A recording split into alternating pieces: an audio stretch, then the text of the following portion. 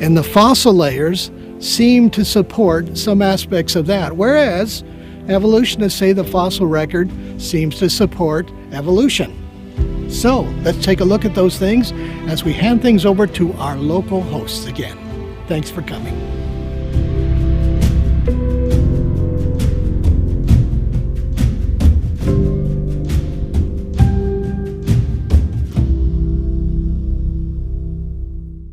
All right, good evening, good evening. We're glad you're back with us again as we continue to look at the evidence for creation. And today we're actually be looking at the evidence for the flood, because it is connected in the sense that, as you will see, they use some of the evidence that really is for the flood to argue for evolution, okay? And so today we'll be studying the origins of the oceans, which is really about evidence for the flood, okay? So, of course, the flood, a lot of people have a problem with flood, and if you go to academia, a lot of places, and you say you believe in the flood, you're actually looked at as ignorant. Really? You believe that kind of myth? You know, they're insulting of it, okay? But what we're going to show you today is that really the evidence is more overwhelming to demonstrate the flood than anything else, okay? And of course, the Bible says the earth was corrupt before God, and the earth was filled with violence. So God looked upon the earth, and indeed it was corrupt, for all flesh had corrupted their way on the earth. And God said to Noah, "The end of all flesh has come before me, for the earth is filled with violence through them." Right? And so the key things there is, right, that the earth was corrupt. And again, notice how that word is used often. And corrupt is associated with violence, right? Being violent, okay? And so God decides to bring the flood, right? And of course, the world that we have today should be the result of that flood. If you haven't been to in Kentucky, it is the Noah's Ark. Who's been there? Anybody? Okay. If you haven't, you need to go, right? So the Noah's Ark there is built to the scale that we get from the Bible, and we'll talk about that. This is the actually opening ceremonies, the inauguration of the Ark. And so, and again, it's not that far of a drive, maybe like 2.5 hour drive, maybe 3 to get there. Probably more like 3, right? And it's a very interesting because you can learn a whole lot about how this is all possible, a lot of details in there. So I encourage you to do that. What's really interesting, and again, there's lots of evidence to demonstrate about the flood. And one of the things, I talked about how they ridicule people who believe in the flood. You know, come on, that's a myth, that's crazy, it's fantastical. But yet if you listen to a lot of astronomers and stuff who study Mars, you know what they'll tell you? That all of Mars was once covered with water. So it's okay for Mars to be once covered in water and shaped by water, but then, no, you can't have that on the Earth, right? Whereas in Mars, how much water is there now? None that we can see. They're trying to find water, none. And yet, how much water is there on our planet? Lots, right? Okay. Now, another interesting thing about that's fascinating is how many cultures around the world have flood story, right? So one of them is the Gilgamesh epic, but a lot of these stories have a lot of key factors in common. One, that there was a flood, that there was a small group or a family that survived, that it was a judgment from God, okay? And these stories are found around the world. I mean, how does that happen, right? That you have these stories that are taking place. And so you have it in the Bible, you have the Babylonians, the Egyptians, you have a lot of Middle Eastern countries that have some form of this flood story. But it's not just Middle Eastern countries, okay? You have them also in what would be now European countries, right? Romans, Greek flood stories, okay? You have them in Africa with its flood stories. Even pygmies have a flood story in their history that they retell, okay? But it's not just there. Asian countries have flood stories. Pacific Islands, Australia have flood stories. And what's interesting is that even Native American tribes have flood stories. And of course, in those African, this is before exposure by missionaries or Christians, okay? That they have these stories. How in the world do you have so many cultures, so many diverse cultures from around the world have a flood story? And again, the idea of overall destruction from God, only a few survived, is the common elements. How does that happen if it's not because they have a shared story? Right? We have no evidence of these cultures communicating with each other, but they have this. So that in itself is evidence for the flood, okay? And so there's, like I said, there's lots of similarities in there, but there are some big differences, okay? So I don't want to say there's not differences, there are, but there are very key foundational similarities between these stories that we have. In Genesis, it says, the earth was without form and void, and darkness was upon the face of the deep. Okay? Sorry, got it. Hello. Come on. Cooperate. Okay. Was in the face of the deep, and the Spirit of God was hovering over the face of the waters, right? So what do we know? The earth was filled, according to the creation story, the earth was filled with water. There was nothing but water, okay? And of course, right, to this day, we see water all over the place, right? And in the flood story, it says that the fountains of the deep broke open, okay? Now, exactly what that means, we don't know, but fountains of the deep, water underneath, right? Could be also volcanoes that erupted, right? And so for many years, this view of our earth is what was understood by most people. And again, it goes back to our first night, the origin of the debate. Right? It is the introduction of evolution and Darwinism that starts taking hold that the people began to change how they interpreted what they saw. Okay? And so in academia, you went from the majority of the people viewing this, and as a rise of humanism, the rise of and the decline of Christianity in Darwinism, that people began to switch their understanding of what we see. It goes back to the idea of our first night, glasses, right? How you see and interpret the data makes a difference, okay? James Hutton, he's called the father of modern geology, and he postulated that, right? The way we look at the world today, the things that are happening now, the conditions, the processes that are happening now are the same ones that happened in the past, that there's nothing different. So, an example of that would be of a river is taking sediment out, and you can calculate how much sediment is taken. You can use that to calculate how long it would have taken for that river to dig down and make the channel that it is, right? That's uniformitarianism. Nothing really drastic or different has happened. What's happening today is the same that's happened before, okay? So the Earth's surface has been altered only by currently observable processes, right? That was the idea of uniformitarianism. That became the most prominent view of people, how they looked at the world, okay? And so they looked at the Grand Canyon, okay? Sorry, I meant to turn that off.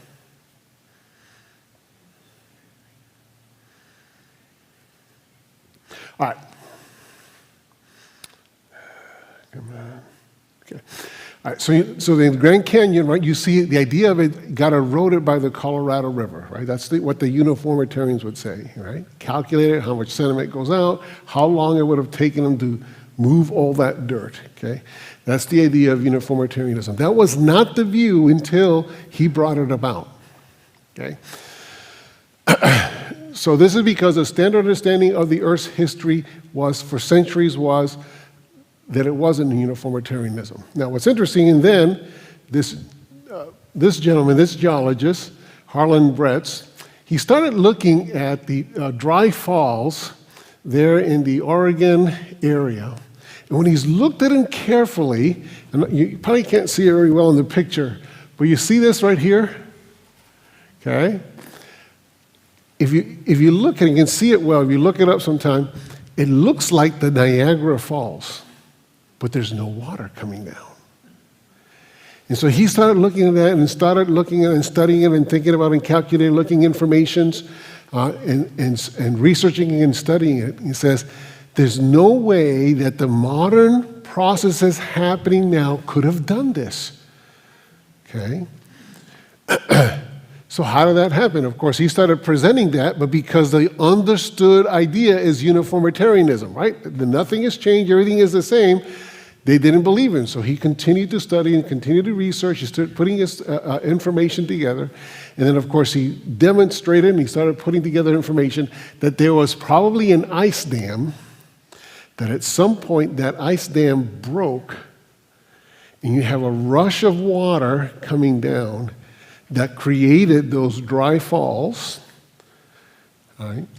And that's how we have them today. And so, even though he was not postulating that this was Noah's flood, we know that there was an ice age after Noah's flood.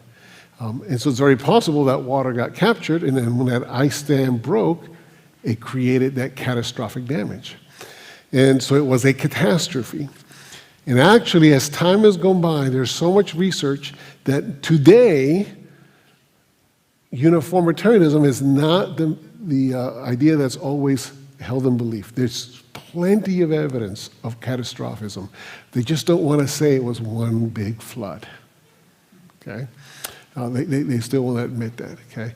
And of course, you go to the Grand Canyon, you can see all the erosion. It says, oh, that happened over a little bit of time? Or was it a whole bunch of water that washed it out at first? Okay? And then the river was left over because it left an area for the water to run. And the thing is we have observable evidence of how quickly things can change. All right, can you see what that is? That is what? Mount St. Helens, right? Okay, I think probably most of us here, except for the little ones back there, right, remember when that went off, right? Okay, and of course it exploded, shot off a huge section of the mountain. It had heat, ash, all kinds of stuff. And of course, they learned a lot of things. And what did that create? Okay, in just a matter of days,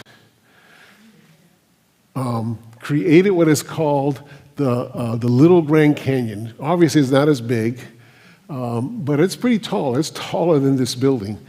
And if you look, right, you see this? See how there's nice, like, layers. Smooth layers, okay? All of this was done in a matter of a few days. A few days that was laid. And then, and actually maybe even faster, actually the eroding of the canyon, because first all that deposit from that volcano came down, was layered down, layered down, layered down, layered down. And then there was a mud flow, if I remember correctly, that mud flow came and took out some of that sediment, and that's what you have here today. And again, we're not talking about, the developing of the layers was days. The mud flow was like in one day. They carved out the channel. So we have observable evidence of how this could happen in a short period of time. Right? And again, those are pointing out. You can look carefully. They're hard to see, but they look just like the layers. Right? If you go back to, you look at the Grand Canyon, right? You've got layers. And we know this everywhere. When you're driving down the highway and they cut out the mountain, what do you see? Layers, right? You go hiking in the Smokies, what do you see? Layers, okay? All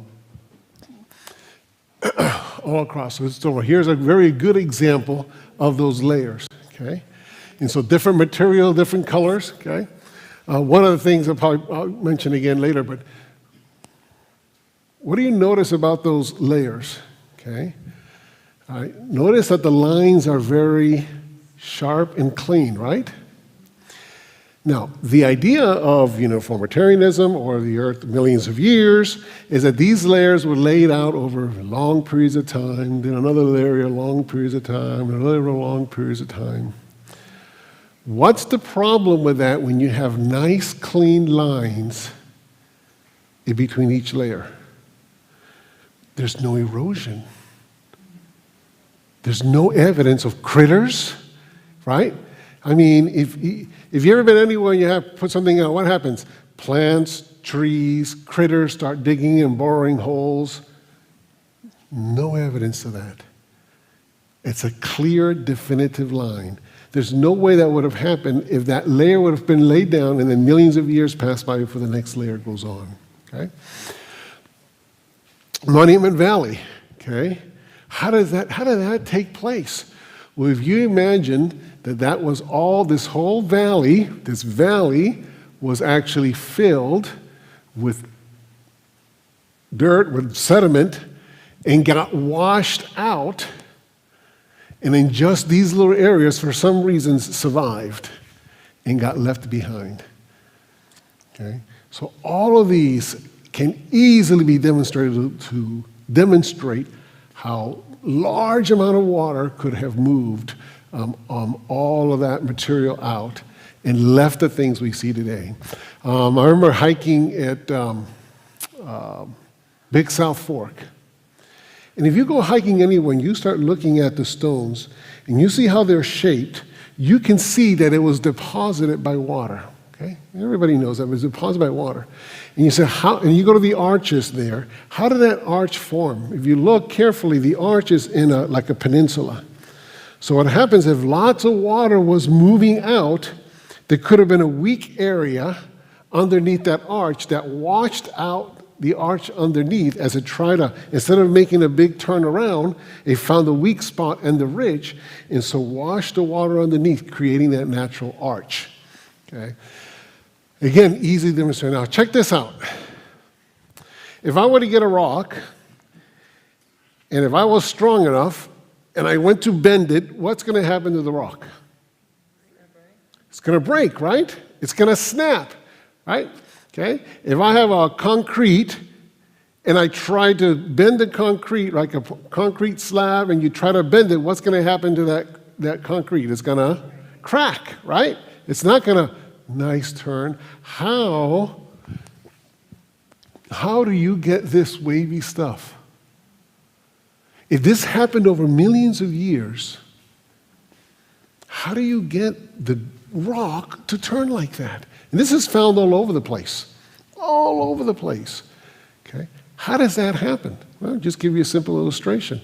If you're building a house and you're wanting to build like an entranceway out of concrete, how do you get the concrete to be shaped as a semicircle? What do you have to do? You form it when it's wet, right? Before it has hardened, right? That's the only way you're going to be able to shape it. But see, here you have all these layers, right? So what do we know is that these things had to be bent before they were turned into solid rock, right? So after the flood, you had the tectonic plates that moved things quickly. And after laying all these things down, they started pushing things. That's how we get the mountains. That's how we get these unusual shapes. And they're smooth. Those lines are smooth. Okay, why? Because the deposits weren't hard yet. They were still soft. Okay? So basically it comes down to, right? When we look at what's happening, either it was much water with little time, or as little water with much time. And just, again, we don't have to be scientists. What makes the most sense of what you see is that it was much water, short period of time. It's the most logical approach. Now I'm going to pause here for a second and let you know. We talk about the evidence for creation, the evidence for the flood. I've never said that there's proof, right? There are things that we don't understand how they happened. It's just that what we have makes better sense of it being much water, little period of time, than a little water and much time, okay? So it all depends how we choose to look at it. We're going to look at it as catastrophism, like one catastrophe that happened and things are different. All right? And of course, we know that's what happened. What happened here in North Carolina? That tragedy, right? It took one day to utterly destroy and change the riverbed, okay? And this was just a local flood, not a worldwide flood. So we know that catastrophes can do a lot of things to change the face of our planet. I mean, we witnessed that in our lifetime, okay? It only makes sense, okay? So there are actually only three types of rocks, as we talk about this, that we have. The first rock is sedimentary rock. That's pretty much all of the Grand Canyon, right? What is sedimentary rock? It's lime, sandstone, shale, coal, things that were deposited with water. Okay, they'll tell you, yeah, we know, yeah, all that was deposited with water.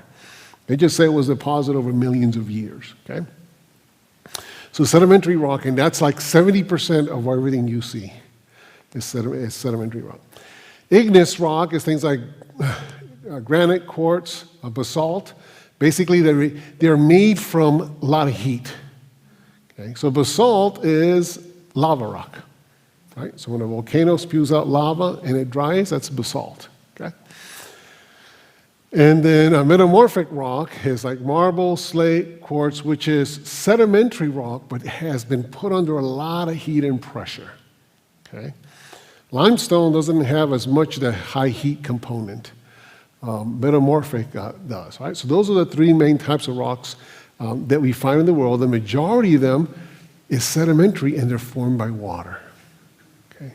And again, if you're ever out in nature and you start hiking and looking at the rocks that you're on, you can see like the wave lines in the rocks have just been dried in place. Okay? So from the evolutionary perspective, right, we know what the Bible says, but from an evolutionary perspective, what is their Bible, right? What's their view when it comes to why they don't believe the flood? And that is the geologic column. And they say, oh, look at this. This clearly shows how things progressed in evolution, right? All right? And as you go up through this, right, the animals get bigger, and that's the case, right? As you go up the geologic column, the animals get bigger. And so they say here's a period of time in millions of years, okay? All right? And so each of these layers, that's the geologic column. And that's to them is like their biggest evidence for the millions of years and evolution and all this other kind of stuff, okay? The challenge is that pretty much all complex life shows up here in Cambrian. And those in the field call it the Cambrian explosion because all of a sudden, all kinds of life start showing up. Okay? And right here, the way they classify body types, right? So, we have a body type, lions have a body type, insects have a body type, birds have a body type, reptiles have, there's different types of body types that exist in life, okay? And what happens is out of the 35 different phyla, that's the scientific classification of the different types of body types, 32 of them show up all of a sudden fully formed in the Cambrian explosion. How does that happen? There's no evidence that before that you don't have them. All of a sudden, boom, there's like lots of life and all different kinds of life. Right? So even though they say, oh, look, the geologic column, the thing is life all of a sudden shows up out of nowhere. There's no evidence of it going up, right? So trilobites, right? Have you heard of trilobites? Trilobites, okay? Those are the little bugs that you see a whole bunch of them in a fossil record. The challenge that they call the trouble with trilobites is that these are complex animals with complex eyes. Eyes are one of the most advanced things in the body. And yet, all of a sudden, when they find a trilobite, he's fully formed. He has complex eyes, has all these different body parts. All of a sudden, it shows up. Ariel Roth said, scientists commonly refer to this abrupt transition as the Cambrian explosion, depending on the classification scheme used, about 30 to 40 or more animal phyla. The major categories of the animal kingdom appear in this part of the geologic column, right at the beginning, all of a sudden fully formed. Okay? And so that's, as we mentioned, the Cambrian explosion. Few or no new basic types show above this level. This sudden appearance challenges any idea of a long, gradual evolutionary process. Now, the animals are bigger, but understand it's like you have them in smaller form, but you have that body type already there, okay? You just have the smaller animals. And most of them are ocean-dwelling, sea-dwelling, okay? In there, right? Stephen Jay Gould, evolutionary scientist, the extreme rarity of transitional forms in the fossil record persist as a what? Trade secret of paleontology. The evolutionary trees that adorn our textbooks have data only at the tips and nodes of their branches. The rest is inference, not the evidence of fossils. All right, so this is a scientist who is honest with the data and basically tells you all the stuff you see in textbooks, in scientific textbooks about the Darwin's tree of life, right? And in your book, there's this picture in there, right? Darwin's tree of life, the idea that all life started from there, right? Now, last week we saw how difficult it would be for life to start, and I kind of showed you a short little video that talked about the complexity at the beginning here of just the protein parts of a cell. But anyways, right, you have the tree of life, and out of that from that one cell comes every living thing. I've heard somebody say, yeah, we're related to bananas. And in reality, we are. At some point in history, we have a common ancestor, okay, to a banana. But anyway, so these branches go off, right? You have plants, and you have insects, and then you have more, animals that take place, and you diverge into fish, and so forth and so on, right? So that's the tree of life, okay? What he says that this tree of life is a trade secret that we don't have evidence for this, right? We don't have, all we have is the tips, okay? All we have is the tips right out here, okay? All these supposed branches that connect them all together is inference, is imagination. There's no evidence for it, right?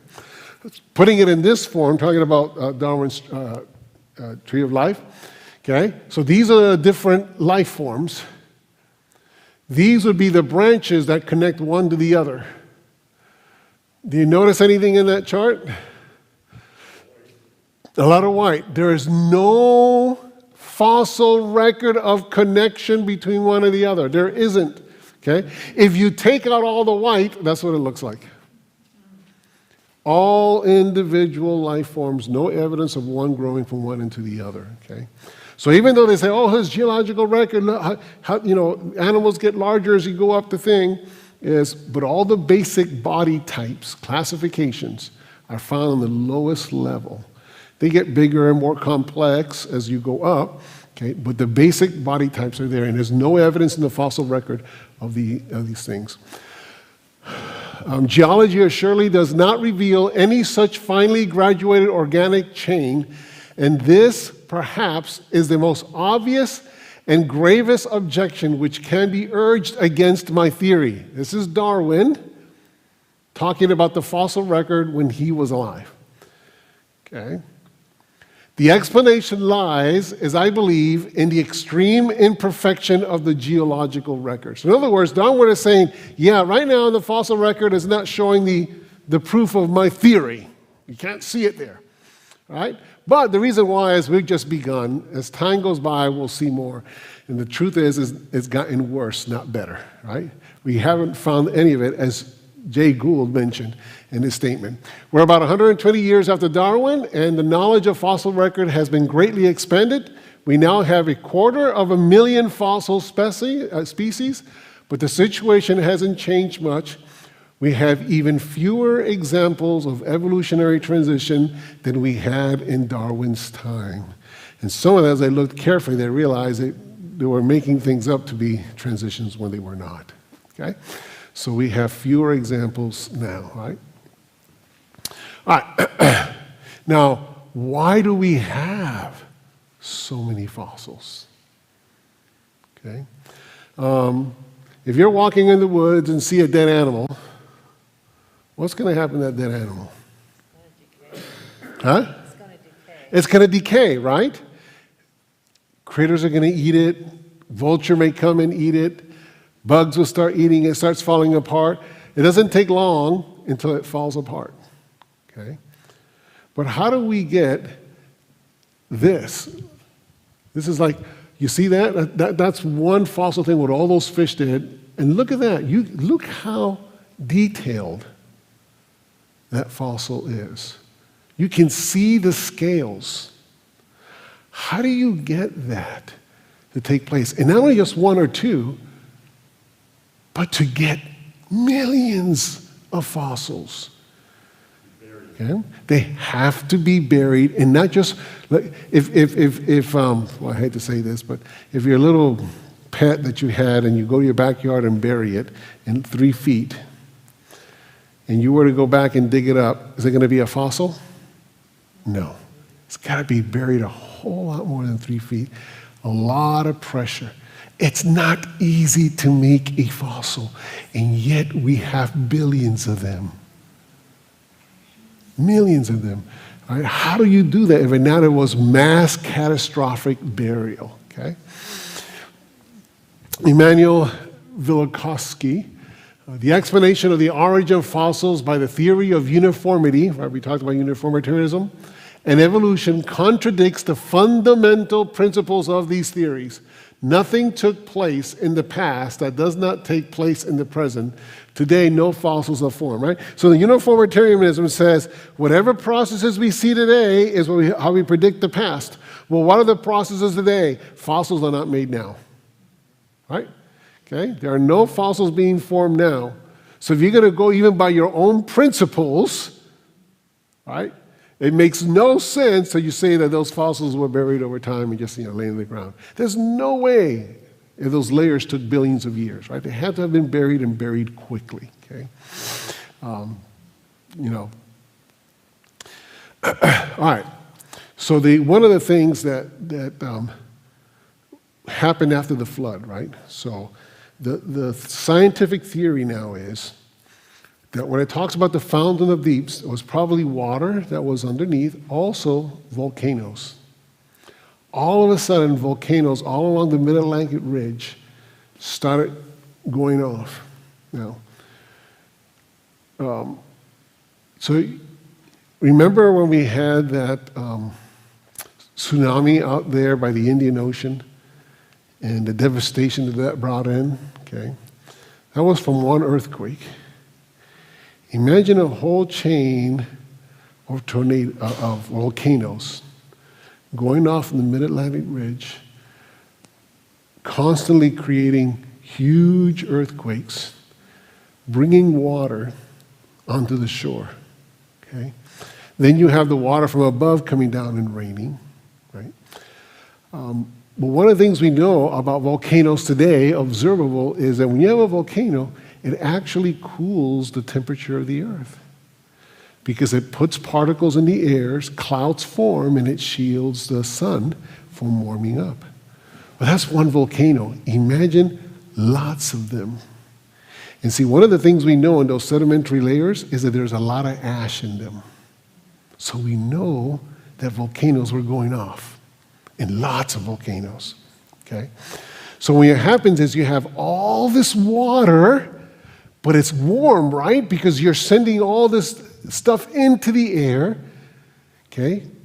And so the water is warm, but what's happening in the temperature on the earth, because all the cloud cover over time, it's going to cool.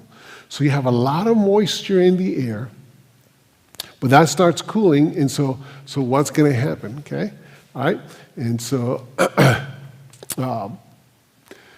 so you have all that water going up into the air, And as it starts cooling, right? Because now you got all this stuff in the air, all the particles, it's starting to shade the sun, but you have lots of moisture.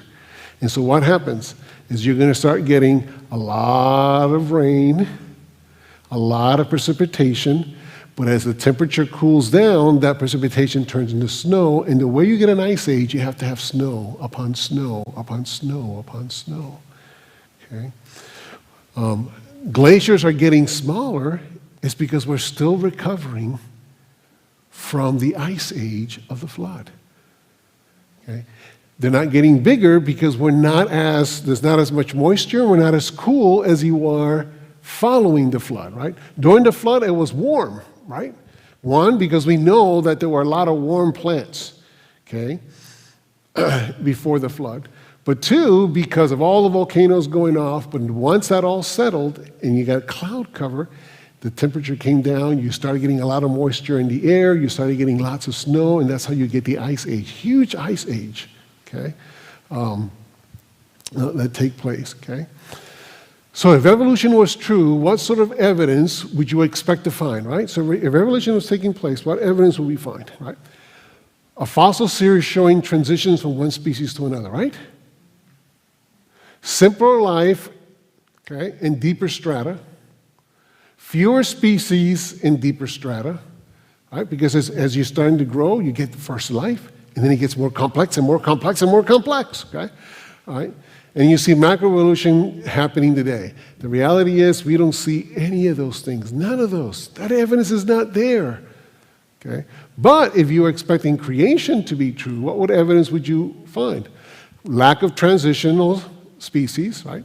You have stasis, okay, in the fossil record. You have complex life forms in all layers, which is what we see, and more variety in deeper strata, which is exactly what the geological record shows, okay? Now, we do have a challenge, right? So there is a big problem for us. And again, I told you, we don't have all the answers. There's things that we can't have an explanation. Understand, when the Bible is not a scientific book, it's not telling us all the details that happen. We just know pieces of information that we put together, okay? So we don't have an answer to everything, but we have makes the most answer. For example, one of the big problems for evolution is how do you have, because the animals get larger as you go up, right? Same, all the phyla are there, most of them, but as you get up, they get larger. And the lower ones are mostly either sea-dwelling or near the sea-dwelling, okay? And as you get up, you get to land animals, like dinosaurs and things like that. How does that happen? So they found in this coquina sandstone, which is one of the layers that you find in the Grand Canyon, and they found footprints of some kind of, looks like some kind of reptile animal. And it says, how were those footprints shaped that way? So this gentleman by the name of Leonard Brand, he said, okay, well, let's look. So he got a salamander, and he put it on dry sand and had it walk around dry sand. It did not create those shapes. I mean, you can see, if you look here in some of the close shots, you can see nails. Now, if you're barefoot and you walk on dry sand, does it leave your toe prints there usually? No, it leaves more of a general indentation in dry sand, okay? So then he says, okay, then he took the salamander and he had him walk on wet sand and see the footprints that it left. It didn't quite look like that. And then he says, okay, well, let's put it on a sand that is moist, right? Like super saturated sand, other sands that's more compact but wet. It didn't leave that mark. So then he put water in the tank, but not enough to bury the salamander. So the salamander was scurrying across with water, but going to the sand. That's the kind of footprints it left. Now, why is that important? What does that tell us? That the animals, the water started rising slowly. As it started rising slowly, they're trying to get away from the water. Okay? So the bigger the creature, the more likely it could escape rising water. The smaller this creature, the more likely it would maybe get swallowed up over time. So we have an example here of an animal who there was water trying to get away, right? With some water there, but not covered in water. So what this demonstrates is that we have evidence that water started rising slowly, right? So that's why you would see dinosaurs or larger animals not being in those lower records, because they were able to escape the rising waters, okay, as they started happening. So that would be an example of that.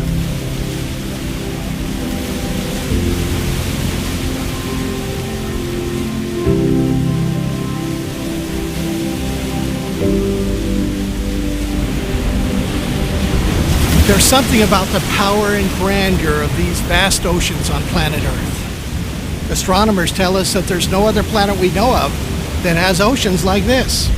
So where did all this water come from? We can actually find some answers by studying the rocks, the fossil record.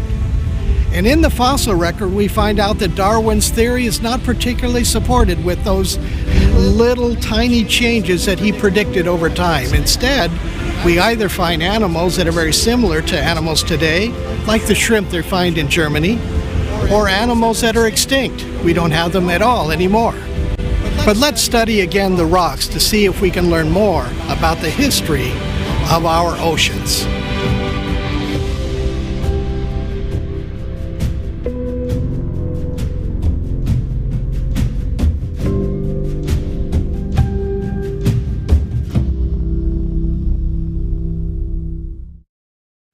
Everybody struggles to explain what is going on with the fossil record. There are certain aspects of it that are very well accommodated by the idea of creation followed by a global flood. So, for example, you see these massive deposits of sedimentary rocks across the continents that look like they were put down by water. And obviously we don't see water all over the continents nowadays. So you could say, well, that's great evidence for the flood, and also it looks as if fossils are commonly, not 100% of the time, but commonly produced under conditions where there's a lot of water involved. They're rapidly buried in floods or a flood of some kind. And then there's this order in the fossil record. You see different kinds of organisms appearing suddenly in the fossil record.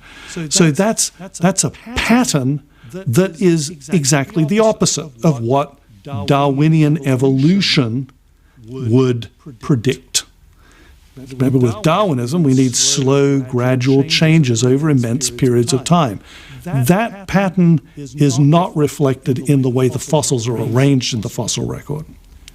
But there are some patterns that kind of can be consistent, maybe, with the idea of evolution. So, for example, if you believe that there were invertebrate organisms that somehow or other evolved, and then vertebrate organisms, and they got more complex and swam around in the ocean, and then they got out on the dry land, and then on the land they developed some more, and now we have these modern organisms. Actually, you can see a pattern that is kind of like that in the fossil record. So some things look like the flood, other things, wow, they're kind of more, at least more accommodatable by the idea of Darwinian evolution. So how do we deal with that? What we have to do is we have to decide which of the patterns that are there are going to be the ones that decide the direction we're going in. To me, we have a very consistent pattern of massive amounts of water, sudden appearance of fossils, and outside of those physical data that we can observe, we have the Bible that gives a record of these things. And we have a zillion other flood stories that sort of suggest, hey, you know what, maybe this is a historical reality. Nobody can explain all of the details at this point. It was a historical event. None of us were actually there. We can't observe it. Something went on. I personally choose to believe by faith in God's word, but also consistent with what I consider to be the definitive data, to believe that there was a global flood. At the same time, I acknowledge there's still a lot to find out there.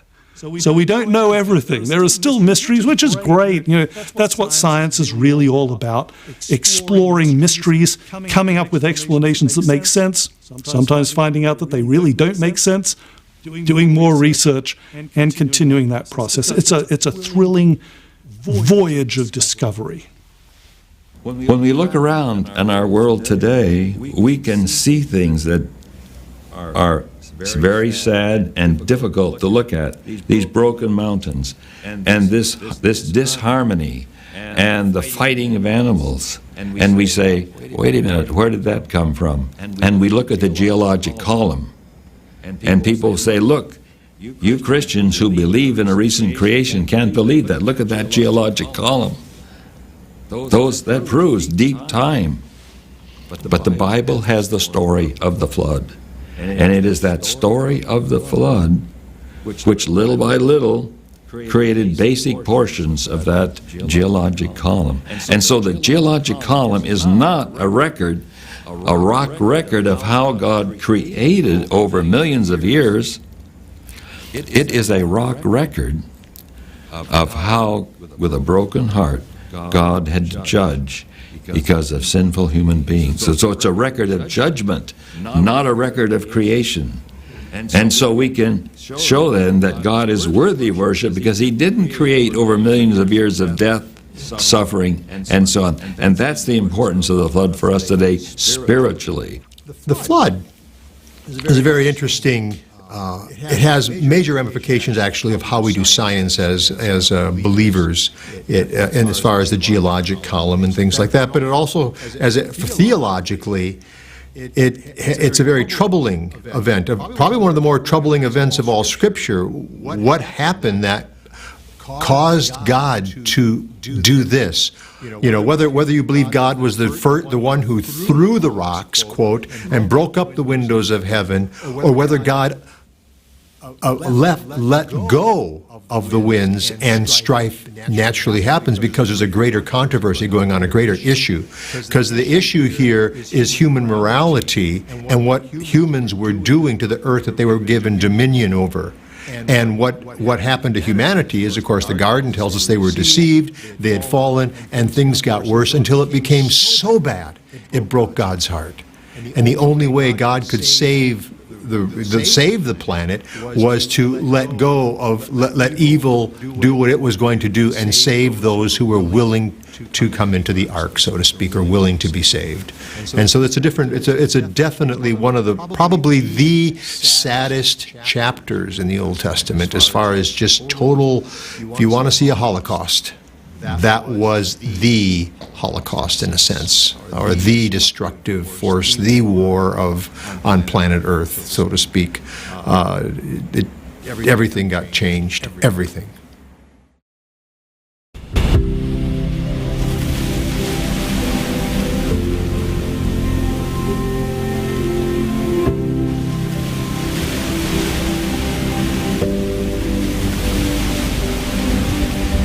So if the rocks, the fossil record, tells us that at some time in the Earth's past, a worldwide flood destroyed all life on the planet, and if we also believe in a creator God, a God that is a loving creator, why would He send something so severe, something that the Bible calls a strange act? And yet the Bible also says He wanted to save, not destroy. That led to the building of an ark.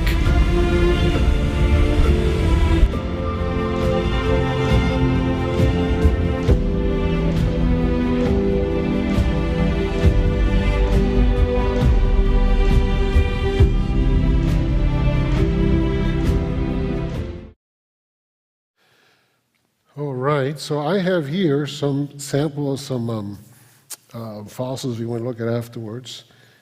Right there is a little trilobite. And this one is big enough that you should be able to make it out. Can you see that one? It's a fish. Yep, yep. So somebody's a little bit harder to tell, but he has a shark tooth, right? Fossilized, just like we have sharks today. Some of these things, like this right here, okay? Can you see what that is? What is it? It's a seashell. If you go to the beach, you will see that nothing has changed. Supposedly this is supposed to be 400 billion years old. All right? But it looks just like you walking on the beach. It looks exactly the same. You know, you've got like nautiluses, okay, and here, can you make what it is? Okay, and what kind of leaf? It's a fern.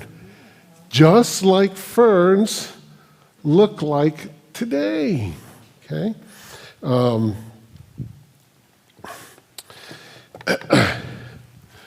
right. So how big was the ark? Just real quickly, right? And God used to protect life, right? Because people say, oh, there's no way you're going to put every living thing in that ark and survive for a year, okay? Well, the ark was 450 feet long, 75 feet wide, and 45 feet high, okay? And what's interesting is that when they study boats, it is like the correct ratio for a stable boat, okay? It had 3 decks with a total of 1.5 million cubic feet of capacity, okay? So if you're going to use railroad cars, okay, it would be around 522 railroad cars that you can fit inside of that ark. Okay, it's huge, right? This is, what about all those animals? How do you get in there, right? Well, the thing is this, is you don't have to have every single species. All you needed to have is kinds. We know genetically all dogs today come from wolves. All of them, genetically. Okay? Right?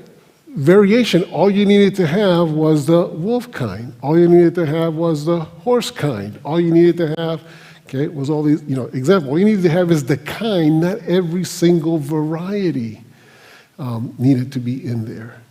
Right? The other thing is, God most likely brought in young animals, right? Because they needed to be able to reproduce once they got the ark. So they needed to be young.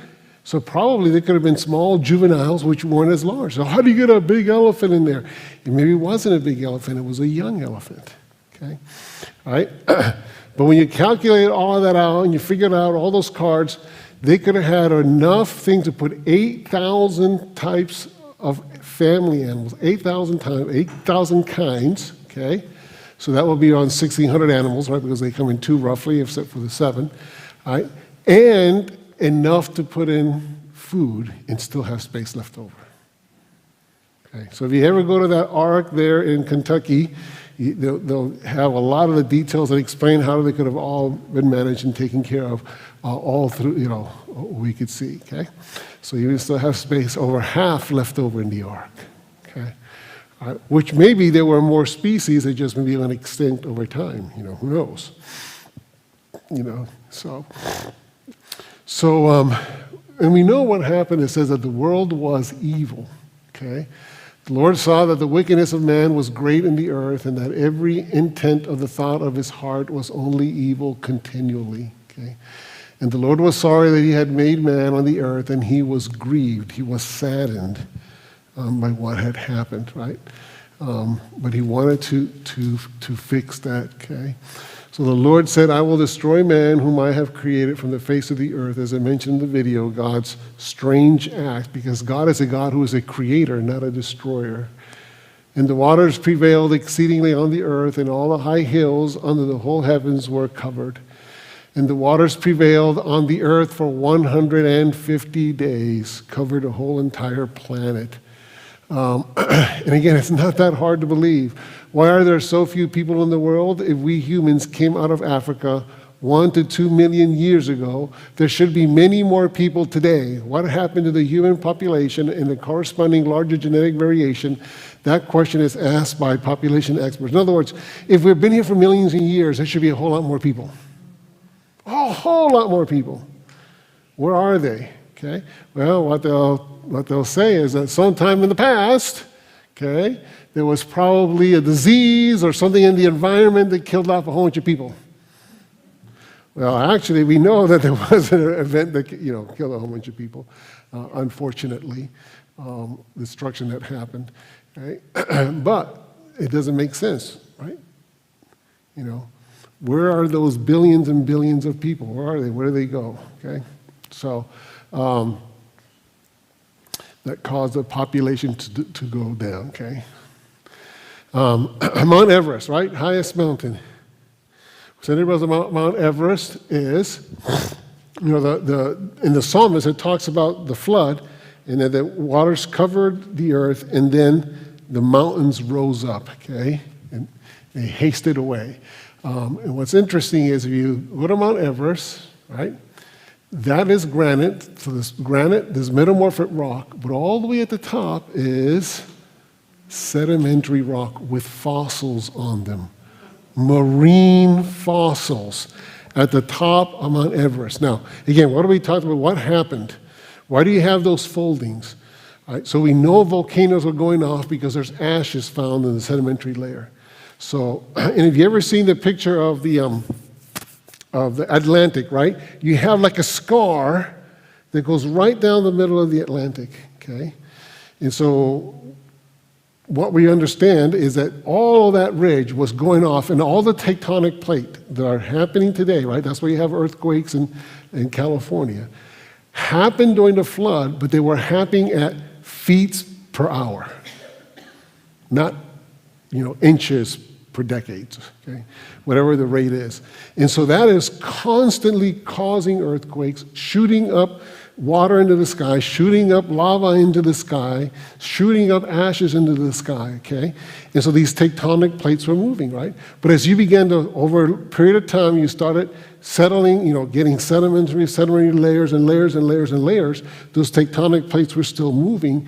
And so have you ever had a rug and you push the rug, right? And the rug doesn't slide. What happens to the rug? It buckles up, right? That's one of the ways we get mountains, right? And that's why you have that sedimentary rock start taking weird shapes, because it got bent before the sediment turned hard into stone over time. And so it created those shapes. Other places like here, the Everest, as they started pushing the mantle, it actually started pushing the whole entire bottom up. But what was on top of that bottom, before the sedimentary, was granite. So as that got pushed off, obviously some time, the stuff got washed off, but that's why still at the tips of these mountains, you find sedimentary rock, okay? And the truth is they don't know how to explain that, okay, all right?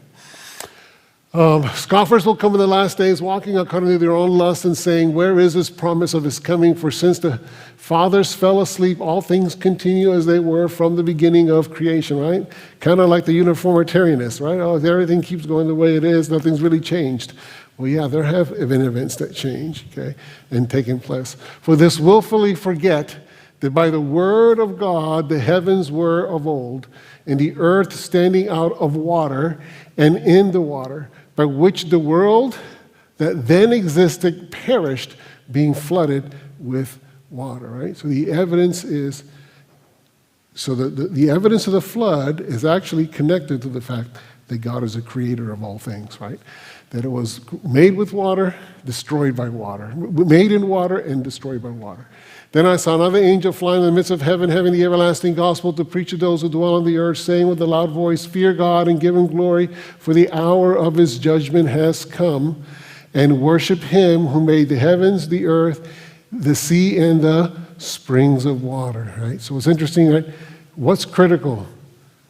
That we recognize God as a creator, right? These angels are preaching.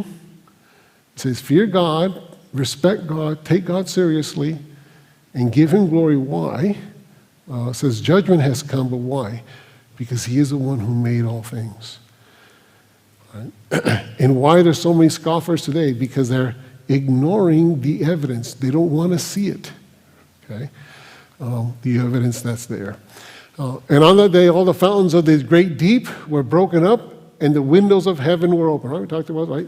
Stuff coming up from underneath, and then rain coming up from the sky created the situations. For as in the days before the flood, they were eating and drinking and marrying and giving in marriage until the day that Noah entered the ark, and did not know until the flood came and took them all away. So also it will be with the coming of the Son of Man be.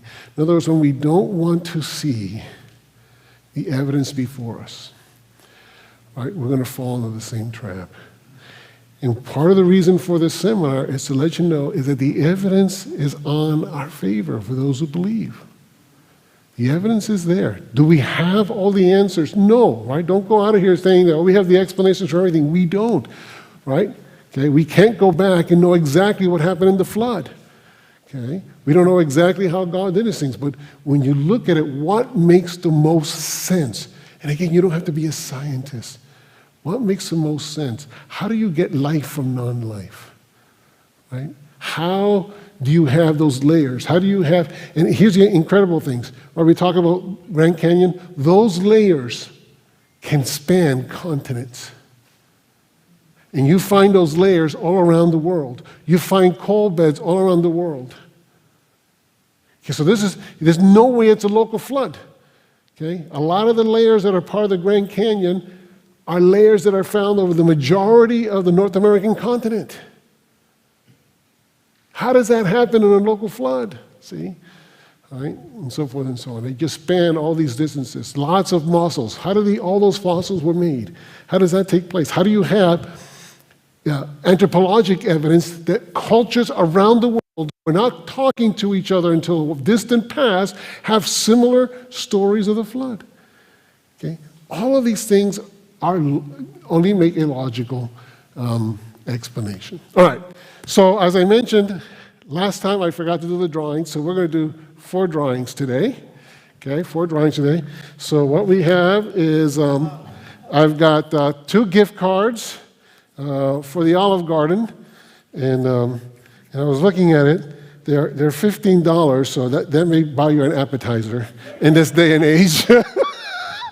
So if you want a free appetizer, so what we'll do is we'll go back and forth. We'll give a gift card, and then we have Michael Behe's book, Darwin's Black Box, and then we have Lee Strobel's book, The Case for the Creator.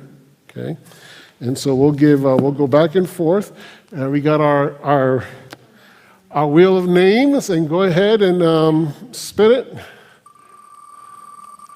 And let's see who our first winner is. It's Joy Rogers. Hey, Joy. Thank you. All right. Go ahead and spin it one more time. This time we're going to give Darwin's Black Box.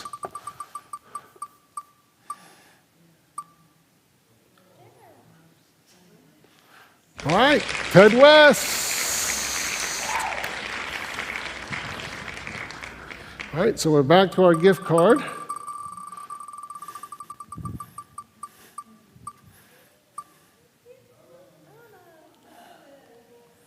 All right, Donna. And our last drawing for the day is The Case for the Creator by Lee Strobel.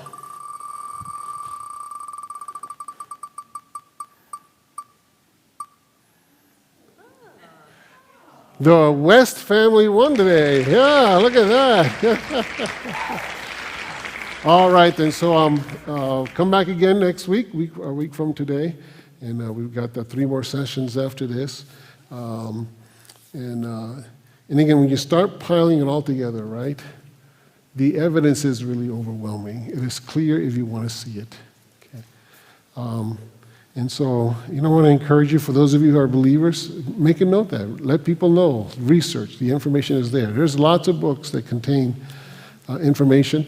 I think next Tuesday, we'll be giving out a video. If you were here early and I showed you a small segment, the video that I'm handing out, I believe that segment comes out from that video. So we'll be giving that out. Well, let's have a word of prayer to close. Our gracious and loving Father, the truth is, Lord, is when we look out at nature, your handiwork is there to us to be seen. The incredible marvel of life, the evidence that there was a worldwide flood, that what we learn in the scriptures is true history. So, Lord, help us to have confidence in our faith and help those who are struggling to know that the evidence of your word is around us. And so be with us as we go from here. Bring us back again next week, for we pray in Jesus' name. Amen. Don't forget, we have some snacks out there, and there's not many left. There's like 2 cookies left. They're coconut chocolate cookies. They're incredible. So first 2 to get them, it'd be great.